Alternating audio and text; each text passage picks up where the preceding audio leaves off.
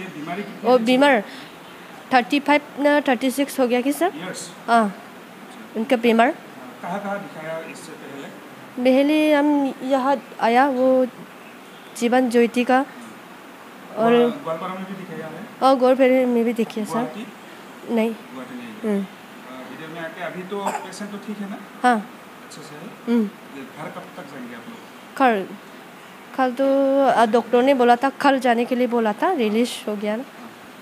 अभी कैसा लग रहा है? इतना बड़ा ऑपरेशन घुटने में ही हो गया। हाँ। कैसा लग रहा है आप लोग? हम लोग को अच्छा लग रहा है। आपका क्या लगता है ये? मम्मी? हाँ, मम्मी। आप लोग का घर? खरकुटा। खरकुटा में ना? असम या मेघालय? मेघालय। এনেই মানুহগৰাকী মানে মই যেতিয়া পালোঁ আৰু তেওঁ মানে চিকিৎসাৰ কাৰণে ঘূৰা ঘূৰি কৰি আছিলে। ঘূৰি থাকোঁতে ধৰক তেনেকুৱা কিছুমান এই পৰীক্ষাত মানে কেঞ্চাৰ বুলিও কৈছে। ধৰক যি দুই এটা বস্তু মানে চিটি স্কেনত কেঞ্চাৰ বুলি কৈছিলে তাৰমানে। তাৰপিছত আমাৰ কিছুমান পৰীক্ষা হয়তো তেওঁলোকে কৰা নাছিলে নেকি, যিটো মানে আমি কনফাৰ্ম হ'ব পাৰোঁ ধৰক টিউবাৰ মাৰ্কাৰ বুলি কয়। চালোঁ তেওঁতো কেঞ্চাৰৰ ফালে যোৱা নাই দেখোন। ডাঙৰ, বহুত ডাঙৰ এনে। পেচেণ্টগৰাকীৰ কোৱা মতে প্ৰায় 35 বছৰমান আছিলে। মানুহ মানে গাঁৱৰ মানুহবিলাকে কৈছিলে কি তেওঁৰ প্ৰেগনেঞ্চি আছে, কিয় বাচ্ছা এতিয়াও ডেলিভাৰী নহয়।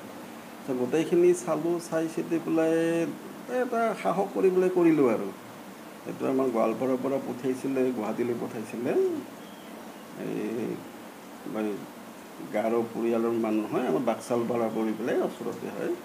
তেওঁৰ পাছত গোটেইখিনি পৰীক্ষা কৰি দেখিলোঁ কৰিব পৰা অৱস্থাত আছে। আজিৰ পৰা 3 দিন আগত তেওঁ অপাৰেশ্যন কৰা হ'ল। কিন্তু ভগৱানৰ কৃপাত একো ৰিস্ক পোৱা নাই তাৰমানে। ধুনীয়াকৈ সুকলমে হৈ গৈছে। পেচেণ্টগৰাকীও আছে এতিয়া, সুস্থ অৱস্থাতে আছে। বয়স কিমানমান পেচেণ্টৰ? বয়স তেখেতৰ 60 হ'ব চাগে, 60 বছৰ হ'ব, 60 বছৰ। আগে পিছে এনেকুৱা ডাঙৰ টিউমাৰ অপাৰেশ্যন কৰা বা অস্ত্ৰোপচাৰ কৰা নজিৰ আমাৰ ইয়াতে আছে জানো? এনেই দুৰ্নৈত নাই। ধৰক মই গোৱালপাৰাত বহুত বছৰ আছিলোঁ, গোৱালপাৰাতো হোৱা নাই তেনেকুৱা। এনে সাধাৰণতে এনেকুৱা ডাঙৰ টিউমাৰ অপাৰেশ্যন ক'ত কৰা হয় আপোনালোকে? এনেই ধৰক এতিয়াতো আমিতো ইয়াতে কৰিলোৱেই, গুৱাহাটীত হয়।